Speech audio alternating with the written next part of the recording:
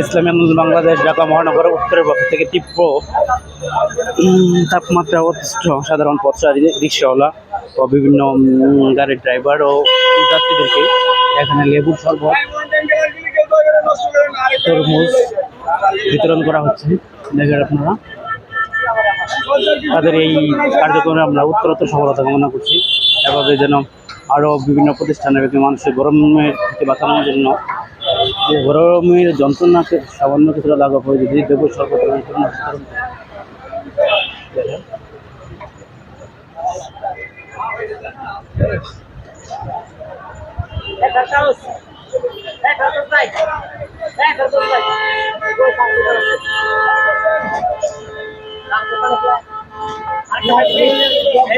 গাড়ি যাত্রীদের মাঝে দেখেন বিতরণ করতেছে তরমুজ। ও ইসলামী আন্দোলন বাংলাদেশ ঢাকা মহানগর উত্তরের পক্ষ থেকে গাড়ি যাত্রীদের মাঝে তরমুজ দেওয়া হচ্ছে। তরমুজ ছোট ছোট 20 কিলো